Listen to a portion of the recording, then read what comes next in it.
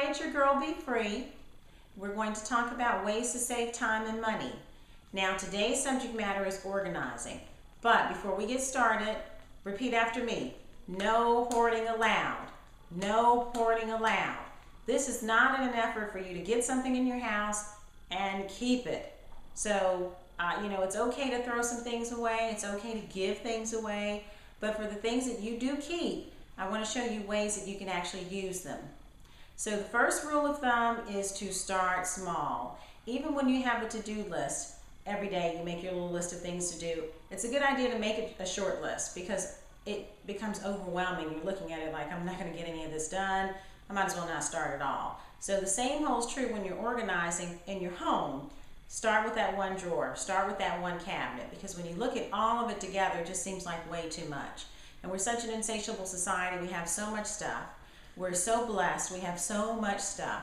And so it looks to be too much when you're looking at it all in one piece. So break it up. Take one section, one drawer, one cabinet, as I stated. So start small. Another tip is to use baskets to organize. For example, these are medicines, and you of course can have something bigger. I actually like to have it small because it forces me to purge my medications, which means looking at the dates and checking them periodically and discarding those that have expired. So this is a basket with medicine. And then here's another basket. I actually keep these under the sink. So I have these two large baskets. It makes it really easy. I have one with my cleaning materials and one with the dish detergent and dishwashing liquid, etc. And then I have my gloves on the side, so I can just pick this whole thing up if I wanted to and start cleaning and then put it all back. Again, the key to organizing is creating a system and maintaining it. Another thing is using containers. Again, we said no hoarding. However, we had something that was to go, and we received this little container, and it probably had just bread or something in it. But it wasn't stained. I just washed it out. And I have this in a drawer that fits snug and a bug in the drawer, and I have my additional flatware in here. So it makes it a really neat idea. You can easily grab something if you need it, or if someone comes over and they're taking something to go, grab a spoon, grab a fork, or of course if you're bringing your lunch, which we'll talk about that at a different segment, but you're bringing your lunch and you take your flatware and you already have that nice and neat in a drawer.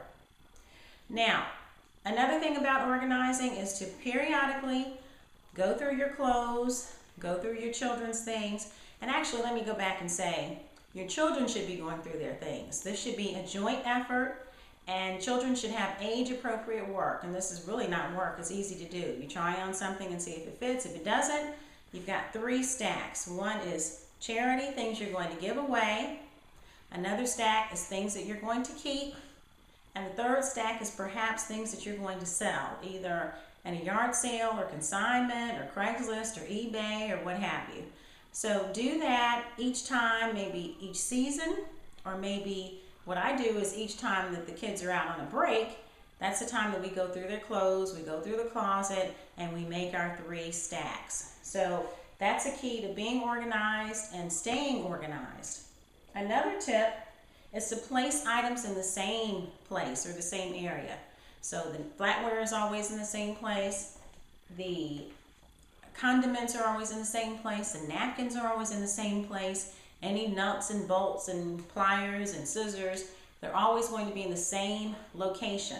And so it makes it easy when you're organizing to know exactly where everything is. Everything has a place, so it makes sense. And here's another suggestion. Having a bulletin board.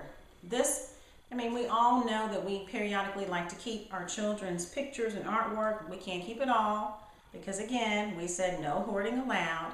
But there are also some notes and things that you may need to keep, flyers, etc.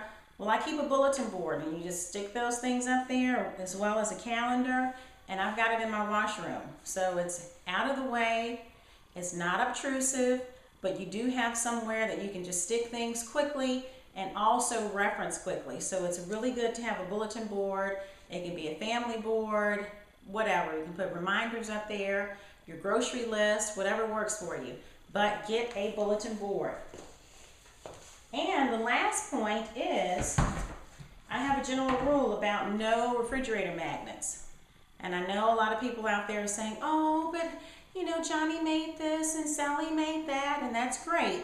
I do allow for just a small number of magnets on the side of my refrigerator, but it doesn't look cumbersome. There's nothing at all on the front.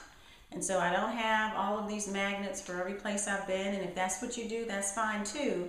But make a small space on the side of the refrigerator so it's not junky, it's not cumbersome. But doing these small things will make a big difference over time. It will help you get organized and stay organized. So, as usual, I'm coming to you today with ways to save time and money, and we will do this once a week. And also watch out for my website. And thanks for joining Be Free. Bye-bye.